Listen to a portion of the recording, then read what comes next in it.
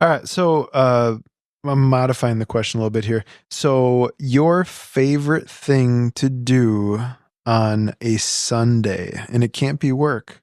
No work at all. Favorite thing I like to do on Sunday. Sunday I really like to have with the family. Mm. Um I like to I like to hit the driving range with my son or golf if possible. Um I really like a relaxed day. I'm not a big NFL guy. I do love football, but it's not like I can sit down and watch NFL all day. But yeah, I try to be very intentional with the kids. If it's a beautiful day, I like to be outside. Yeah. How about you? Sundays. So I think and yeah, being outside is it. I think for me, a dream Sunday like in the space that like you wouldn't have anything planned, right? So I want to wake up decently early. I want to get a good workout in outside. I'm going to be doing a little bit of laundry and chores while I'm doing that. And then at the end of the day, I want to make a really good meal on the smoker. And then I have a thing with champagne on Sundays. Champagne. Yeah, yeah. There's Interesting. yeah, there's a spot. There's a spot that it's like a down in the flats area, and going down there and just taking in a couple glasses, maybe a bottle of champagne, and just watching the water move through this dam. Yeah, that's just incredibly therapeutic. So like a little bit of a workout, a little bit of productivity, get some chores done, and then have a little bit of a buzz into the into the sunset. And then also like go to bed and read, but go to bed early so that I can wake up early on Monday and crush it. Dude, who are you? Why did I not know this? Yeah. Do you mean about the champagne thing? Yeah, and you go to a dam? Oh yeah, yeah, yeah. Down, Like, okay, what's your champagne like? What's the brand? Is there like a specialty, like a brand that you go to, or are you like yeah, the cheapest? Or- absolutely. Like Corbel extra dry. Okay. Yep. And it's just got to be really, really cold. It's one of those things. I got a bottle of Dom that I've had a few bottles in my day of Dom, and it just isn't worth it. It doesn't do anything for me. If anything, like if I'm drinking it by myself, I actually like it better because if you drink it with other people, like you're giving the stigma. And to be honest with you, I'd rather serve you really cold Corbel extra dry. So yeah, Oh, wow. Well, I'm learning something about you. $13.99 a bottle, my friend. Oh, money, money, money. Yep. Let's jump into today's topic.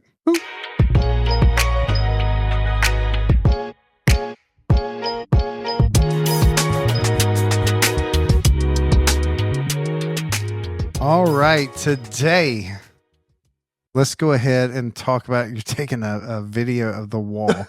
You didn't switch it over What to is us. going on? Did you see on the side there? I didn't even have the option to. He's trying to take a video of what we're doing, and hey, I'll give you a shout out. You did not have it in selfie mode, so kudos to you. Yeah. Hey, let's talk about a topic that is every salon owner has gone through or is going to go through. The people that you thought would be lifers at the company, be there for a long time, they leave. Has this happened to you? I'm sure it has. Absolutely. Yeah. It hurts, doesn't it? Oh, I've been thinking about this question. We had a little bit of audio nonsense go on, and again, I'm just gonna Nonsense is a great word. we tested cables, mics, different positions. We turned on and off the fireplace. We unplugged it from the wall outlet that we're in. We checked the light bulbs. Yeah, something that will frustrate me is when something is supposed to do what it is supposed to do and it doesn't. So we buy all the cameras, buy all the audio gear, and it just never, I mean, I wouldn't say never, it just tends to not work. That was so true. And here's the thing, like I watched you like you kind of like went into the space of being frustrated, and then like you just like hovered there. You're like, I'm gonna figure this out Keep trying things, right?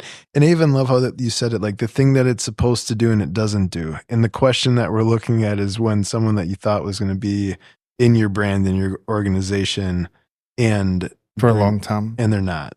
Yeah. Yeah. What's well, my thought to it is this. I think there's this part that, after you go through this, because I mean that is an interesting, painful thing. And I think it's also like within what we do in the way that you build and equip as a servant leader. I mean, it's got to be the same thing that's hard for a parent. And I don't mean to bring this in as like, oh, your salon family and like any of that, that positive toxic stuff. But I think we all have to remember that at the end of the day, I mean, it's a profession, it's a career, and that is something that's always going to be moving. And I guess in my part of it, the biggest thing that I lean into now is if you haven't been through it, that is a dark night of the soul, and it's a weird pain. It's a very, at least for me, like it was a really, really weird pain. Yeah. Something that blindsides you, right? And I think understanding in the moment of it, don't do not if your emotions are hijacked or high, that is not the time to have a conversation. Like when I think back to it now, thank you so much for letting us know that you have a desire to transition from the company. With respect to where our relationship's at, I'm a little bit hijacked, and I'd like to follow up this conversation in about a day or so. Mm. And Yeah. I think just giving a little bit of pause to it, right? Yeah. Because it's like you future cast and you do all these things and you see this path, and then all of a sudden that gets pulled. And at the end of the day, I mean, I would assume that down here is the same way it is by me. I mean, Wisconsin is an at-will state, right? Yeah. It So is. so in that idea to it, I guess I look to it now as well. Like I'm going to give a little bit of space. I'm going to give myself grace, not internalize it because it is a choice at the end of the day. And then my goal would be is to see what can I pull from this experience to help me understand, not that I would have regret to it, but like just help me understand what it is that you were looking for. I mean, we're fresh off a day of Enneagram. And I think the thing that I'm going to immediately is, what is your vision? What is it that you want to do? Yeah. What about you? Yeah. I heard a long time ago in a land far away. That sounded very dramatic. I heard a while back. Is that the Star Wars intro? I think so. I'm gonna make a confession. I've never seen a Star Wars movie. None of them? Yeah. Any of them? Never seen a Star Wars movie. Oh man. Their fans kind of freak me out. Like they're so obsessed. Yeah. It's like adults love Disney World. It kind of freaked me out. So probably just lost like half our listeners. Yeah. So I heard a while back that everyone in your company is going to leave. Hopefully that they're going to retire there. Some of them are going to move away. Some of them are going to go into different fields. And we have someone in our company right now is going into a different, going to the medical field. Mhm. And she's been with us for a short time, but she worked at other salons and she honestly didn't like the previous salons. So when she came to work with us, she was going through the medical field or going to get the training, going to college and stuff like that. Yep. So she's sad about moving on, but like we're happy for her. When our vision is to make people successful, whatever field that's in. Mhm. And for us, we're like, look, if you're going to be more successful, that's what we want. Now, you have to swallow your pride, right? You got to like shrink your ego. Do I think Silver Salon is the best place in South Carolina to make that happen? Yes. But people have different paths. But I'm with you. Like if people are leaving, I would love to know like why. Yep. Majority of the time, it's usually it's well, they're working themselves out of their culture. So you really don't have to ask why. You kind of see like, okay, I can see that you're working yourself out of our culture. But if the person is the right person for the culture fit and they leave, that's when my antennas go up and I'm like, whoa, what is going on? And I've heard companies where people, like, massive amount of people are leaving and nobody in leadership is asking, hey, why are they leaving? What's going on? Why is this happening? And it's so sad because I'm like, do you guys even know? Like, or because I don't want to be the leader with the emperor with no clothes on. I want to Yeah. know, like, hey, if it's that, a toxic work environment or there's drama or the structure or systems, like, I want to be aware of that because I want to make success easy for people. But I would say I don't take it too personal. Um, I honestly, I don't know why. I mean, I'm just like, okay, like if that's what you want to do, next man up, Yeah. like I'm like, we gotta keep hiring. If that's what people want for success, that's what they want. But at the end of the day, I gotta lay my head down on the pillow and say, I'm doing everything I can to make success easy for everyone in our company. That's exactly right. Okay, so one, totally agree to that. And my look to the modern commission, you know, team-based servant in leadership focused salon is our companies are merely a service to our artists, right? Yeah. The more ways that we can serve, the more ways that we can make efficiency, the more ways we can optimize, the more ways we can improve experience. Here's the question. So, and if it doesn't hit you personally, I love that, and that's a It's beautiful weird. thing. It's strange. Well, I mean, and it's also, I mean, if you pull the feelings out of it and just look at the facts of it, it's just a part of life. I think, and I don't want to interrupt you. So remember where you're at. I love how people say I don't want to interrupt you, but they still do. Uh, I'm just I'm looking for like the next puzzle piece. So I feel like, oh, that puzzle piece has been taken away. All right, let's look for another one to fit that. Yeah. Because I want to take care of the people that are inside the organization. Yep. And people are looking to how we respond. And we want to respond, with empathy of like, we don't want to walk in there and be like, all right, they're out. Like, we're going to keep, like, I think it's good for our team to see. And I'll say, like, wow, that really kind of caught us off guard. Yeah. We had no idea. blindsided. But I think people want to see a leader. It's like, whoa, all right, well, we got a game plan. We're gonna move forward. So I think there's a healthy balance. Sorry. No, so the question I was going to ask is, so there's the transition, right? There's the person that's moving and staying in the industry. That's one person. There's another person that's going to go and do some different profession. That's person two. Person three is going to a local salon that's a competitor. Person four is going out on their own. Out of those four, which one stings the most? What was number one? Okay, one is they're staying in cosmetology. They're staying a stylist. Yep. And they're moving. So like completely like out of state. Okay, that one's gone. Yep. Second, different profession. Yeah, that one's gone. So it's gonna be three or four. Different salon, local to you, competitor, or out on their own. It's a great question. I think going to a different salon. Same. Yeah. And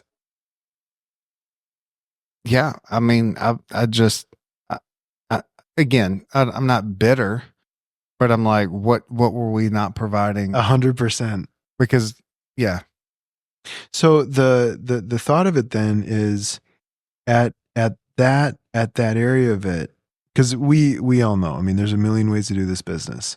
And the part that I will say, and one of the things that I try and lead with is, if someone's coming onto our company, I literally will say like, hey, I want you to have a really good understanding here, because the last thing I want to do is sell you on this. This is not a grass is greener situation. Like I am not going to have any bit of persuasion within that. I want you to really be making that choice. And the reason I think maybe that the local competitor stings, it is because like what were we lacking? And then it's this comparison thing, which like comparison is the thief of joy. I don't look at like to be honest, I have a good understanding of what people do within our local market, but I try and just be really, really focused. Like if we're as focused and clear about what we want to do and we're present, I think that's the magic to it. Be engaged, treat people, real, create great working experiences that are positive, pay people well, and try and make the systems so that they're good when they leave. They don't have to think about work.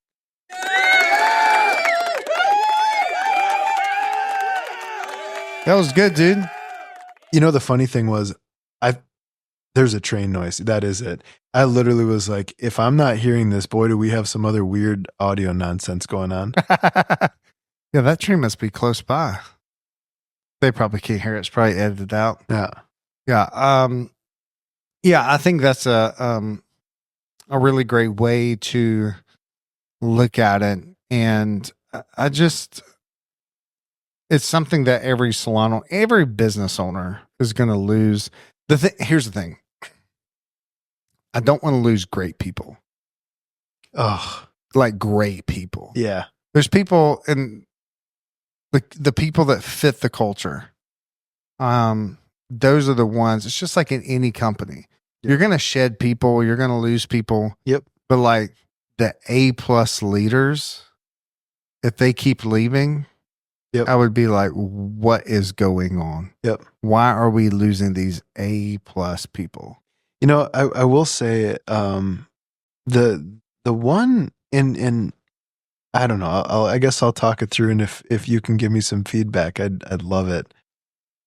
The most recent transition from our company, she was brilliant. I really, really enjoyed her as a human, just dynamic, consistent, very, very kind. Always kind of a like Mary Poppins demeanor to her, right? And the way that she left, she requested a meeting, came into it with a couple handwritten cards. Um, and I was able to get into the feedback of like, hey, like, let me know like what were the things that like kind of pushed you towards this decision. And there were a number of them, but the one that hit me the most was that in our company, and again, this is just something that we do, but in our company, our requirement is that you're 11 minutes early, and when you're not, you need to message in. It's just for communication, and it's just for the simple fact of I don't ever want your client showing up and one of our coordinators or someone on the team doesn't know what's going on. So by you communicating that you're going to be late, your client comes in early. We say, hey, you know what, Judy, great to see you. Sammy, and I'm going to use a name that's in your brand. And I'm just going to do that so that I can protect the names of the innocent. Sammy is on her way, but she's going to be a little bit late today, but we know what's going on. So Right. right. And the feedback that she gave was, I'm 30 years old now and I don't want to have to like worry about being late. And in our company, you can be late once per week without having anything happen. Once per week. So 50 times, 52 times. 52 times a year. Yeah. That's very generous. Yeah. Well, and here's the part though was, and that's what my thought is as well. I don't know that exists anywhere else in the world, right? Maybe there is, right? Maybe you can be late unlimited times. I have no idea what that would look like. But in our company, you can be late with communication 52 times a year with nothing that would happen to you, right? And when I got that feedback that like, hey, I'm 30 years old and I don't want to have to message in when I'm late, I just sat there and I was like, I was so taken back by it. I was like, that. I'd be like, well, I'm 41. I don't like telling your guests that we don't know where you are. Yeah. Well, I mean, there's a lot of things I don't like to do. Right. And that was one of the things. And you know what? And even as I'm talking about this, because I remember in the moment of it, I was like, did I misstep maybe? Or like, I mean, we're all going to make mistakes with punctuality and how we treat it. But even in the conversation of this, like, I was like, that's the reason. And it was, and again, I hold this human in high integrity, and I do believe that that was her truth, and that is her truth. But I just sat there though, and I was like, how? Like I'm either real right in the sense that I think 52 times is a lot of grace, or boy, am I wrong. Yeah, to me, it sounds like accountability Yeah, issue. but Yeah. and I guess like more of the reason that I share this is when you have some of these things happen, there's going to be some feedback that you come in and you're like, man, I genuinely need to stress test this because here's the part. One of the most dangerous things I think that you can do in a business is say, hey, we've always done it this way, so we're always going to do it this way. Yeah. And I remember I sat there with that and I was like, hey, you know what? Is this that hard of a policy? And or is it just the way that it was impacting this person? And, maybe it was a narrative or like whatever the stress was. But in my mind, like punctuality is a real easy thing to fix. Like Oh, yeah. it's You can fix it it's so easy. so Right. quick. And I guess though, like in the reason I share that is that is hard feedback because at the end of the day, you want to love on the person, but you also have to say, hey, uh, the policy is actually more important. Like we do give a ton of grace. I have a friend that has been at his organization for 18 years, and at 18 years, if he is late, he is fired on the spot. And it's just per the way that they run it, and that's how it is, right? But push come to shove, like you are going to be there or you're going to lose your job. Yeah. And in my mind, I'm like, gosh, like that's gotta be. And I'm like, 52 times, like what amount of grace, right? So Unreal. yeah, so I guess, main point for saying that is when you're confronted by this, when you seek that feedback, the beautiful part about that feedback is I was like, you know what? I can understand that for you. But I think for the way that we run this company and the size that we are, because like at the end of the day, it's not that I hope that you're okay if you're late. More of the process is though, like I want your client not to wonder. Like your client having safety and security that like you're going to be there. Like let's not take that for granted, but like that's also really, really bottom line important. Yeah. Right. So in that situation, it was like, hey, thank you for sharing that. And that policy actually has enough grace built into it, and I'm so sorry that it didn't have enough. Yeah. Yeah. Aaron says you can always like rebuild numbers. It takes much longer to rebuild culture. Mm. So I say that to encourage you guys listening that if someone leaves or some people leave at one time, you can rebuild those numbers fairly quickly. Rebuilding culture takes a lot more time. So I'll be honest, 99% of the time when I talk to salon owners and people leave, the culture gets better every time. Yeah. Yeah. So awesome. Well, thank you guys for listening by the fireside chat. If you're watching this video, we're sitting by a fire. I am burning up. And thank you guys for listening to the Refine Network podcast.